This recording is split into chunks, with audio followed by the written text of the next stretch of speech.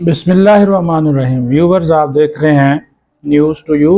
दो बड़ी खबरें हैं, दोनों बड़ी अहमियत की हामिल हैं जो कि आपके साथ डिस्कस करनी है।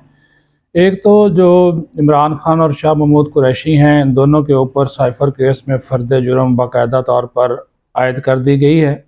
दोनों ने सेहत से जुर्म से इनकार किया, लेकिन अब रोज़ाना की बुनियाद के ऊपर इसका ट्रायल जो है वो किया जाएगा। कल से ये शुरू हो जाएगा। दूसरा, वो एक बहुत ही गैर मामूली अहमियत की हामिल वो भी ख़बर है कि जो सुप्रीम कोर्ट है, उन्होंने जो सिविलियंस का फ़ौजी अदालतों में जो ट्रायल है उसको कलअदम करार देने से मुतल्लिक जो गुज़श्ता फ़ैसला था सुप्रीम कोर्ट के 5 रुकनी बेंच का, उसको उन्होंने कलअदम करार दे दिया है, मुअत्तल कर दिया है। और सिविलियंस का जो ट्रायल है वो अब फ़ौजी अदालतों में हो सकेगा। ख़ास तौर पर इमरान खान, शाह महमूद कुरैशी समेत वो तमाम लोग जो कि सानिया 9 मई में मुलव्वस थे, उनका ट्रायल फ़ौजी अदालतों में हो सकेगा। और इसके ऊपर जो है वो अब जनवरी में बाकायदा तौर पर जो इंट्रा कोर्ट अपीलें हैं उस पर समाअत जो है वो होगी। अलबत्ता जो खुसूसी अदालतें ये ट्रायल कर रही हैं, तकरीबन कोई 102 104 के करीब अफराद हैं। 102 का फिगर सुप्रीम कोर्ट में पेश किया गया, तो वो अब ये कहा गया है कि उनका ट्रायल फ़ौजी अदालतें कर सकती हैं क्योंकि वो स्पेशल कोर्ट्स होती हैं, लेकिन उनको हतमी फ़ैसले से वो रोक दिया गया है कि हतमी फ़ैसला हुआ है वो नहीं करेंगे, लेकिन ट्रायल जो है वो वहाँ पर हो सकेगा। तो ये आज की दो बड़ी जो अहम डेवलपमेंट्स हैं। और हमारी जो वजारत दिफा है, हुकूमत पाकिस्तान है, हमारे जो इंटेलिजेंस इदारे हैं, हमारी अफवाज पाकिस्तान है वो, और ख़ास तौर पर जो शुहदा हैं, शुहदा फोरम एक बना हुआ है, पाकिस्तान भर के जो शुहदा हैं उनका एक नुमाइंदा फोरम। तो वो जो फोरम है उसके हवाले से मैं आपको बता दूं कि वो भी इसके ऊपर मुतमिन है, खुश है कि एक फ़ैसला जो है वो सामने आ गया है। इसकी थोड़ी सी डिटेल मैं आपको बाद में बताऊंगा, लेकिन जो इम्पोर्टेंट है केस वो साइफ़र का केस है। साइफ़र के केस में आज जो जज थे अडियाला जेल में, खसूसी अदालत, साइफ़र की अदालत भी खसूसी अदालत है, तो वो जो जज हैं जिनका नाम अमीनुल हसनात है, उन्होंने आज फ़र्द जुर्म जो है वो पढ़कर सुनाई है इमरान खान को और शाह महमूद कुरैशी को। 3 जो मुख्तलिफ इल्ज़ामात के तहत फ़र्द जुर्म दोनों पे आयद की गई है। और पहले में उन्होंने कहा है कि इमरान खान ने बतौर वज़ीर आज़म और शाह महमूद कुरैशी ने बतौर वज़ीर ख़ारजा ऑफिशियल सीक्रेट एक्ट की खिलाफ वर्जी की। ये पहला बड़ा इल्ज़ाम उन दोनों पर लगाया गया है कि दोनों ने ही अपने सरकारी जो मनसब है बतौर वज़ीर आज़म और वज़ीर ख़ारजा के तौर पर ऑफिशियल सीक्रेट एक्ट की खिलाफ वर्जी के दोनों जो है वो मुर्तकब हुए। फिर उन्होंने कहा कि इमरान खान ने 27 मार्च 2022 को एक खुफिया दस्तावेज़ जो है वो अवामी रैली में लहराया, और फिर है कि ज़ाती मफादात के लिए साइफ़र को उन्होंने जानबूझकर इस्तेमाल किया। और उससे हुआ क्या जी कि मुल्की तशख़्ख़ुस, सिक्योरिटी और ख़ारजा मामलात को नुकसान पहुँचा।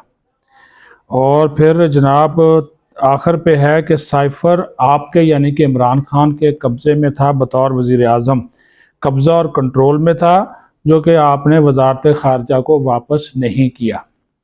तो ये इल्ज़ामात जो हैं वो लगाए गए हैं। इन इल्ज़ामात की जो वो होती है वो सेहत जुर्म, उससे इनकार किया है शाह महमूद ने भी और इमरान खान ने भी। लेकिन जो जज है अमीनुल हसनात, उन्होंने कहा जी ठीक है, आप इनकार करते हैं, सही है, तो ट्रायल कल से शुरू। उन्होंने कहा वो जो गवाहान हैं उनका अब कल से बयानात जो रिकॉर्ड करने का सिलसिला है वो शुरू हो जाएगा।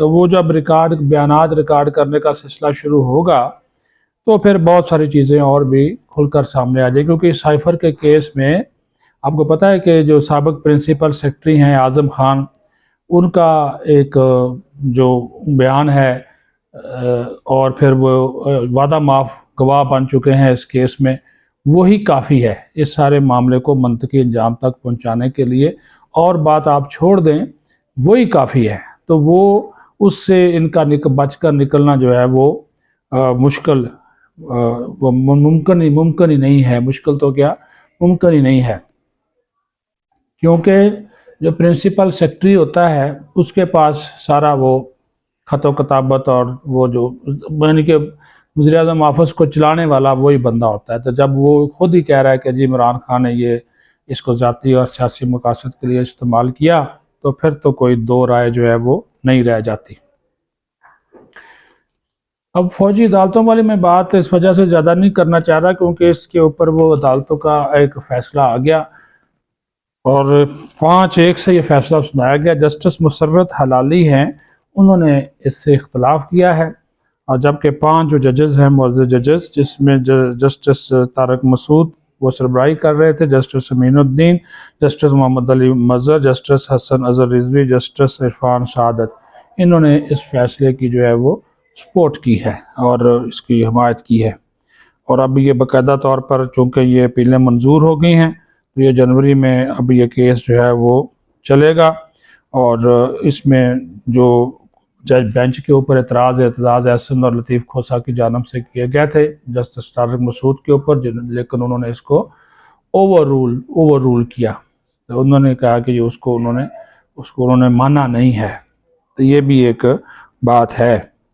تو دوسرا میں آپ کو بتا دوں کہ جو اس وجہ سے بھی جو پاکستان کی لیگل کمیونٹی ہے اور شہداء کے لواحقین ہیں وہ خوش ہیں کہ ظاہر ہے کہ جن لوگوں نے 9 مئی کا واقعہ کیا وہ اس میں ملوث ہیں، ان کے کیسز کا جلد فیصلہ ہونا چاہیے۔ ہماری فوج بھی یہی چاہتی تھی کہ ان کا فیصلہ جو ہے وہ جلد ہو، اور اسی وجہ سے یہ ٹرائل جو ہے وہ اب تیزی کے ساتھ ہو سکے گا، لیکن حتمی فیصلہ جو ہے وہ نہیں کر سکیں گے، حتمی فیصلہ نہیں ہوگا۔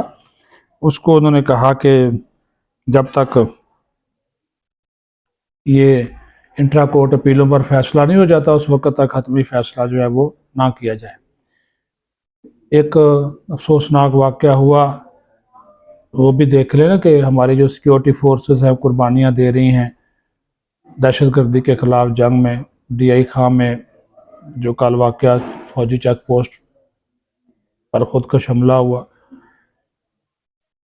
اس میں 23 جوان شہید ہو گئے، 2 جوان ایک اور واقعہ میں شہید ہوئے، یعنی کہ کل صرف 25 ہمارے جوان شہید ہوئے اس وطن کے لیے، ہمارے لیے، ہمارے سکون اور امن کے لیے۔